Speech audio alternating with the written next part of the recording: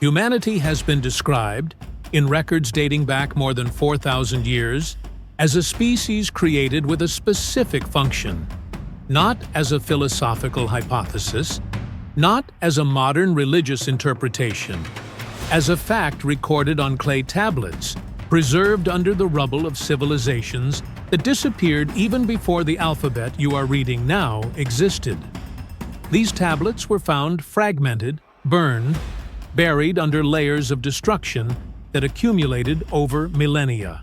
For decades, they were cataloged in museums, partially translated, studied by specialized academics, but rarely systematically compared with texts from other cultures and other historical periods. Artificial intelligence did not discover this. It only reorganized fragments that were scattered in museums, universities, and private collections around the world, hoping that someone, or something, could connect them coherently and reveal the patterns that have always been there, invisible only because of the human inability to process such massive volumes of information. The disturbing thing is not the technology. What is disturbing is what the texts have always said, and which has remained invisible for centuries, not because it was intentionally hidden, but because it was too fragmented to be understood as a cohesive and meaningful whole. If you seek understanding, and not easy answers, keep going. The Sumerians emerged around 4500 BC in southern Mesopotamia, between the Tigris and Euphrates rivers, in the region that today corresponds to southern Iraq, near the Persian Gulf. The territory was swampy, difficult, and demanding. But there, without clear archaeological precedents, without a documented gradual evolutionary phase, arose the first complex civilization in human history. They did not evolve slowly from primitive tribal societies. They simply appeared in history with an already established and functional social structure. Organized city-states like Uruk, Ur, Eridu, and Lagash, fully developed cuneiform writing, sophisticated irrigation systems that transformed swamps into fertile fields, detailed legal codes, advanced astronomy that mapped constellations and planetary cycles, mathematics based on the sexagesimal system that we still use to measure time and angles, and an extremely detailed cosmology about the creation of the world, the gods, and humanity. There is no archaeological evidence indicating a primitive phase of gradual development. The Sumerian civilization emerges in history as something already complete, as if it had been transplanted from another place or time, or as if it had access to prior knowledge that dramatically accelerated its development. This has intrigued archaeologists, historians, and anthropologists for over a century, generating theories that range from the plausible to the speculative. They left behind thousands upon thousands of clay tablets. It is estimated that between 500,000 and 1 million tablets were produced, although only a fraction survived, and an even smaller fraction has been properly translated and studied. Many were found broken, burned in fires that paradoxically preserved them by baking the clay, buried under successive layers of destruction caused by invasions, periodic river floods, the collapse of empires, and the relentless passage of time. For decades, these tablets were meticulously catalogued, partially translated by specialists in dead languages, and stored in collections that rarely communicated with each other. The problem was never a lack of information. The problem was always the practical impossibility of cross-referencing thousands of fragments written in dozens of ancient languages: Sumerian, Akkadian, Babylonian, Assyrian, Elamite, and identifying conceptual repetitions, subtle linguistic variations, and narrative patterns that crossed cultural, geographical, and temporal boundaries. A single academic, dedicating a lifetime to study, might be able to master perhaps 2 or 3 of these languages and examine a few hundred texts.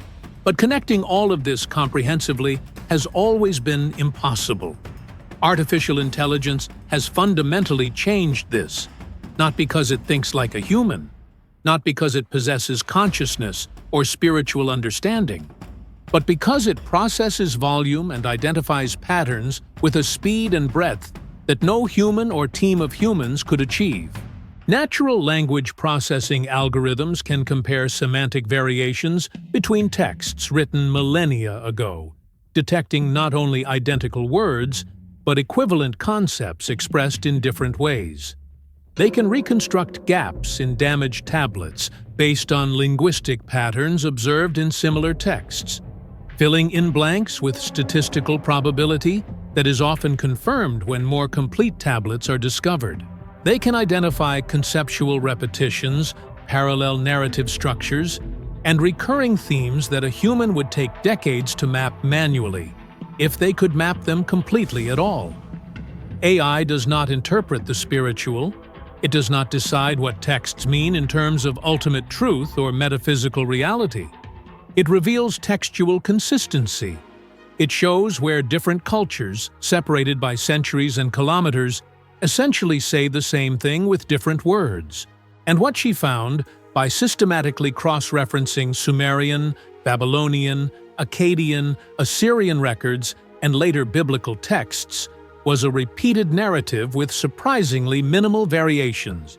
Humanity was created to serve, not metaphorically, literally, as a statement of purpose.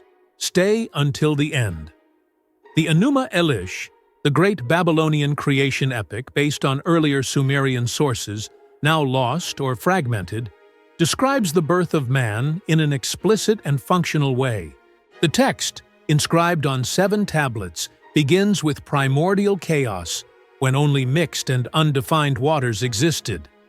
After a cosmic war between gods of different generations, in which Marduk, the young storm god, defeats Tiamat, the goddess of primordial chaos, a new order is established.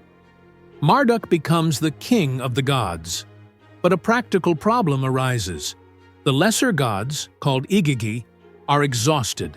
They were assigned to maintain cosmic order, dig canals, manage rivers, cultivate fields, build temples, perform the physical labor necessary to keep the universe functioning. And they refuse to continue. They rebel. They abandon their tools. They threaten disorder. Marduk, faced with this divine labor crisis, proposes an ingenious solution: to create a new species to take over the work, freeing the gods from their obligations. A rebellious god, Kingu, who led Tiamat's forces, is executed as punishment. From his divine blood, mixed with clay from the earth, the first man is molded. The function is explicitly stated in the text: to free the gods from physical labor. Man is not created to transcend his condition. He is not created to become divine. He is created to maintain a system that already exists, to occupy the functional place that the lesser gods no longer want to occupy.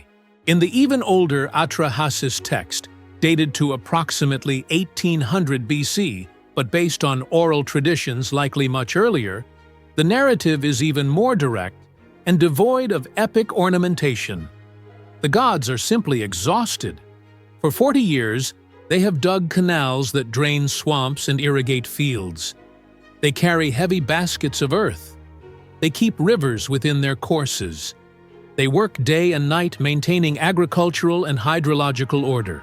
The work is described as unbearable, repetitive, degrading for divine beings.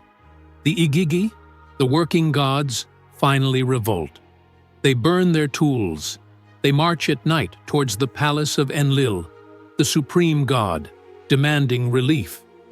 Enlil considers destroying them for rebellion, but Enki, the god of wisdom and fresh waters, proposes a more practical alternative. He suggests creating a substitute species that can take on the burden of divine labor. With the help of Nintu, the mother goddess, Enki creates man by mixing clay with the flesh and blood of a sacrificed god, Wei Ilu, whose name literally means "he who has intelligence."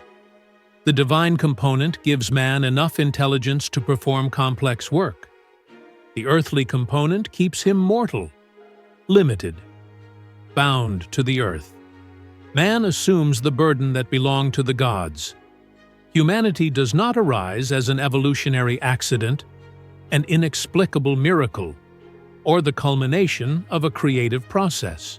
It arises as a solution to a problem of divine logistics, as a tool. This is not a poetic metaphor that can be interpreted in multiple ways. It is a statement repeated in multiple texts, with minimal structural variations, over centuries and across different languages and geographical regions. And when artificial intelligence began to systematically cross-reference these Mesopotamian texts with later narratives, biblical, apocryphal, Ethiopian, Hebrew, the patterns intensified in a disturbing way. The connections were not vague, they were structural. In Genesis chapter 2, verse 7, it is concisely written, "Then the Lord God formed man of the dust of the ground, and breathed into his nostrils the breath of life, and man became a living being." The wording is different. The theological context is different. Hebrew monotheism replaces the Mesopotamian pantheon, but the structure remains identical. Dust of the earth, divine breath, a mixture of earthly matter with celestial essence. The same formula from the Sumerian texts presented centuries earlier. Clay and divine blood in the Mesopotamian texts. Dust and breath of life in the Hebrew text. Same fundamental structure. Different languages, different cultures, different religious contexts. Same central idea. Man is a hybrid, an intentional combination of earthly and divine elements created with a specific purpose within a pre-existing order. But Genesis is not alone in this Hebrew textual tradition. The Book of Enoch, an apocryphal text that was not included in the Western biblical canon during the councils that defined which texts would be considered official scripture, but which is considered sacred and canonical scripture in the Ethiopian Orthodox Church to this day, expands on this narrative in a significantly more disturbing and detailed way. The Book of Enoch is not a single text, but a collection of 5 distinct books written between the 3rd century BC and the 1st century AD, although its narrative traditions may be much older. In the first book, called the Book of the Watchers, a story is told that echoes and expands on elements present in Mesopotamian texts. 200 angels, called watchers or observers, descend to earth on Mount Hermon, a specific mountain on the border between modern-day Lebanon, Syria, and Israel. They make a pact. They know that what they are about to do is transgression, so they swear to each other that they will share the blame equally. They descend. They choose human women. They have relations with these women, violating a fundamental boundary between the celestial and the terrestrial. From these unions are born the Nephilim, a race of giants described as violent, insatiable, and consumers of human resources. But the problem is not just the existence of the Nephilim. The problem is what the Watchers teach humanity. This is deeper than it seems. The text specifically enumerates what was taught. Azazel teaches men the making of swords, knives, shields, and metal breastplates. He teaches military metallurgy. Semyaza teaches enchantments and the cutting of roots for potions. Armaros teaches the resolution of enchantments. Barakel teaches astrology. Kokabiel teaches the signs of the stars and constellations. Tamiel teaches astronomy. Azradel teaches the cycles of the moon. Each watcher imparts specific, technical, applicable knowledge. These are not moral lessons. They are not spiritual parables. They are practical skills: weapons making, cosmetics, astrology, sorcery, knowledge of the heavens, manipulation of plants for medicinal or poisonous purposes. Technical knowledge transmitted without the ethical, moral, or spiritual framework that should accompany it. Knowledge prematurely given to a species that was not ready to process it. And the result is described in detail: mass violence, widespread corruption, unsustainable consumption of resources, collapse of social order. Humanity receives knowledge without wisdom, and the system crumbles. What's interesting, what's truly disturbing, isn't the isolated myth recounted in the Book of Enoch. What's interesting is that this same narrative structure, knowledge transmitted prematurely resulting in collapse, appears in Sumerian texts centuries, possibly more than 1,000 years, before the Book of Enoch was written. The Sumerian king lists, fascinating documents that record the succession of kings and dynasties from times that the text itself calls before the flood, begin with a phrase that intrigues historians and archaeologists to this day. After the kingship descended from heaven, after the exalted scepter descended from heaven, the kingship was in Eridu. Kingship doesn't evolve on earth. It descends from heaven as a complete package. And the kings listed before the flood, in the earliest periods of these lists, reign for absurdly long periods: 2,800 years, 36,000 years, 43,200 years. The numbers are obviously symbolic or represent something we don't fully understand, but the pattern is clear. These are not ordinary human kings. They are beings who exist on the border between the divine and the human. Kings who were not merely human. Kings who served as bridges between heaven and earth. Intermediaries. Administrators of an order that was not human in origin, but which depended on humanity to maintain itself and function. Few people make that connection. Artificial intelligence didn't invent this connection between Mesopotamian texts and later Hebrew texts. Scholars had already noted superficial parallels decades ago, but what AI has managed to do is systematically map the depth and consistency of these connections, revealing that we are not talking about vague influence or superficial cultural borrowing. We are talking about deep narrative structures that repeat themselves with minimal variations. The concept of intermediary appears consistently. Human with a divine function. Human with intentionally limited knowledge. Human created to serve, but biologically capable of overcoming imposed limits. Human as a bridge between two worlds, but not fully belonging to either. This concept appears in Sumeria in the 3rd millennium BC, reappears in Babylon in the 2nd millennium BC, resurfaces in Israel in the 1st millennium BC, and is reworked in Ethiopia in the 1st centuries of the Common Era. Different languages that do not share linguistic roots. Different religious contexts ranging from polytheism to strict monotheism. Different centuries separated by vast periods of time. Same basic conceptual structure.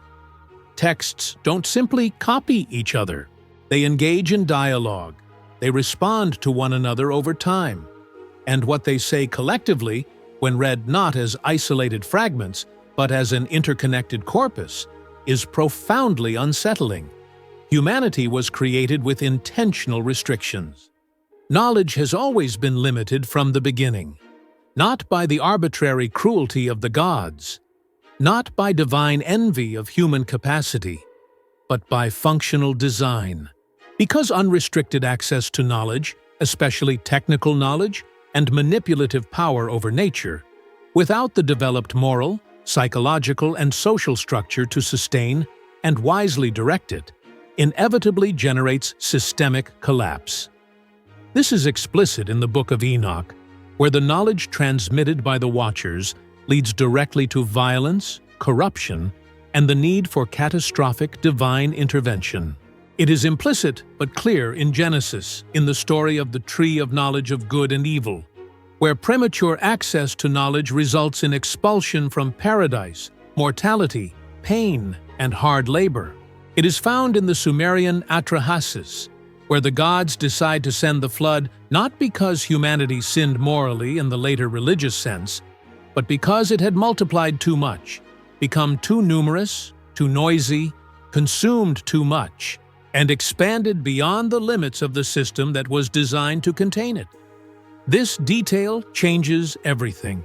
In these ancient narratives, read without the later theological lenses imposed upon them, judgment does not arise primarily because humanity failed some arbitrary moral test. Judgment arises because humanity has overstepped structural boundaries, because it has accessed or developed capabilities for which it was unprepared, because it has grown, multiplied, learned, built, and expanded beyond the functional space assigned to it in the cosmic order. In the Enuma Elish, the gods create man but deliberately maintain distance, preserving clear hierarchies. In the Atrahasis, they send a series of escalating disasters, plagues, droughts, famines, in an attempt to control human population growth before finally resorting to the flood as an extreme solution. In the Book of Enoch, the Watchers are severely punished not simply for descending to earth, which is already a transgression, but specifically for teaching what should not have been taught, for transferring knowledge reserved for celestial beings to earthly beings who lacked the maturity or structure to handle it adequately. In Genesis, Adam and Eve are expelled from the Garden of Eden not for mere formal disobedience to an arbitrary rule, but specifically for accessing knowledge that would make them like gods, knowing good and evil, according to the words of the serpent itself, and later confirmed by God himself in the text, when he says, "Behold, the man has become like one of us, knowing good and evil."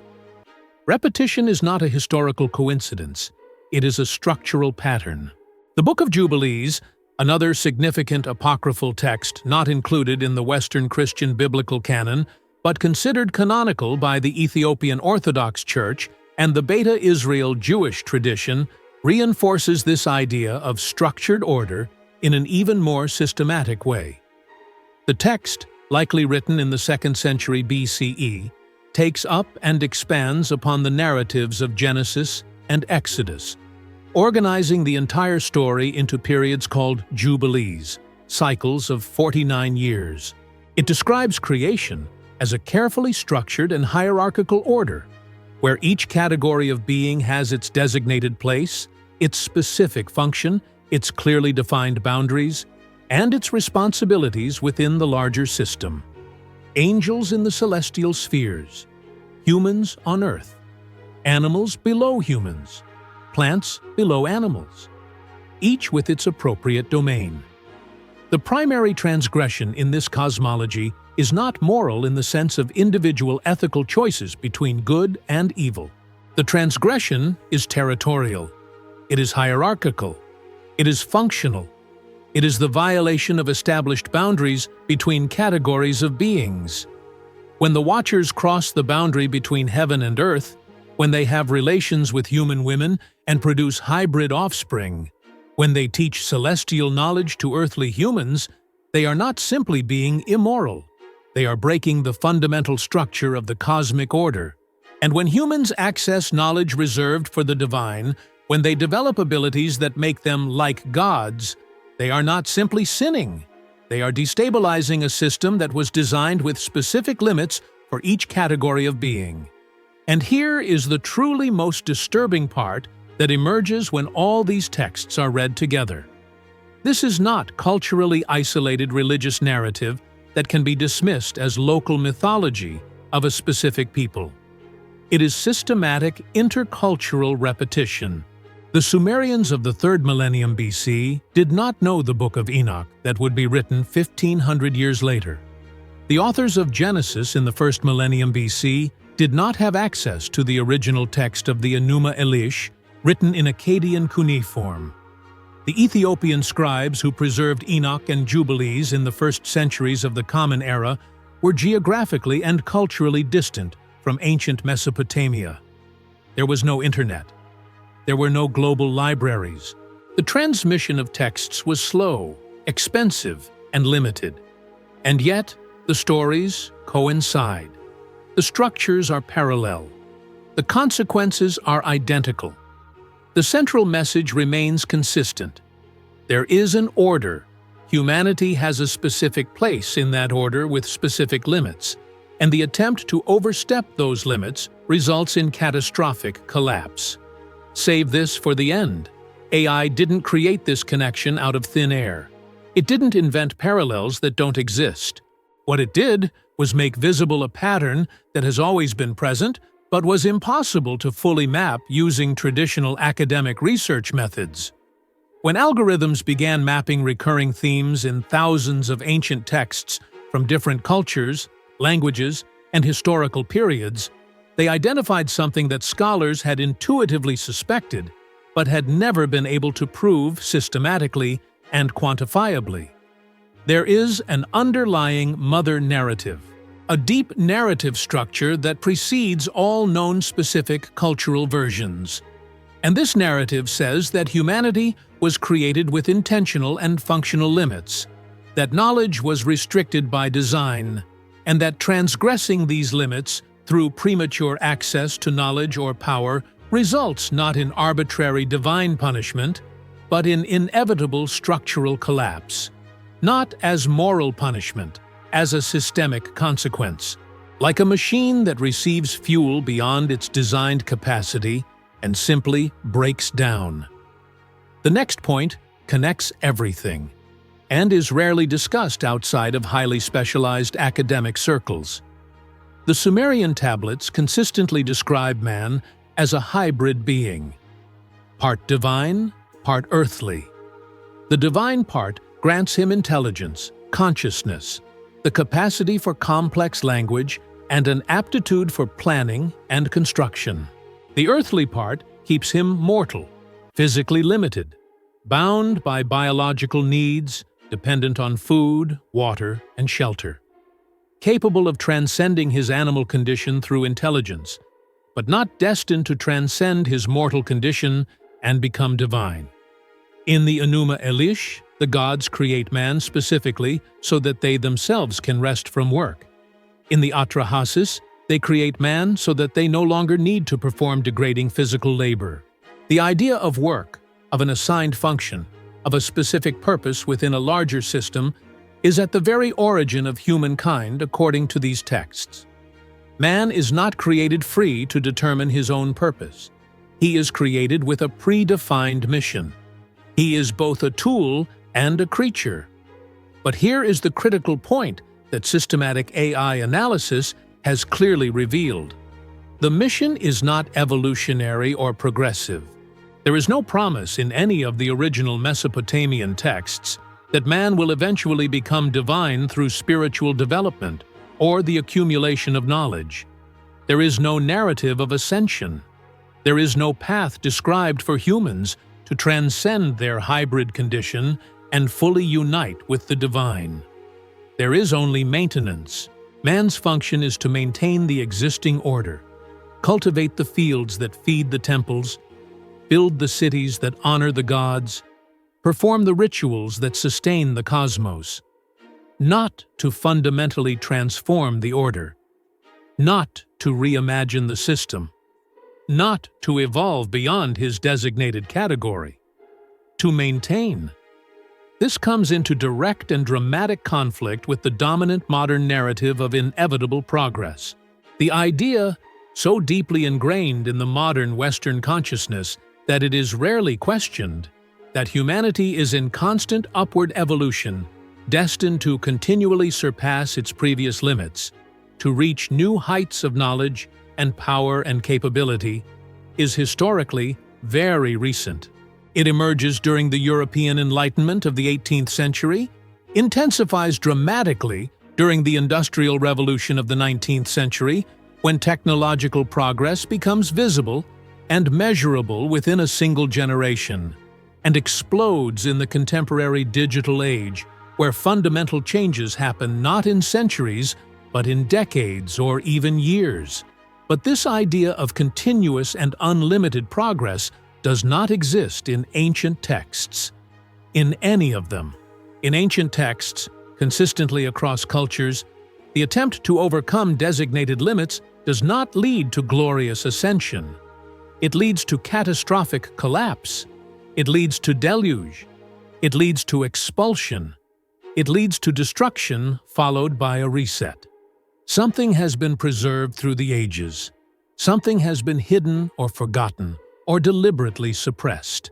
Something has traversed completely different cultures, unrelated languages, diverse religious contexts, with the same essential warning intact. And this warning is not about blind obedience to arbitrary authority. It is about ability versus knowledge. It is about power versus wisdom.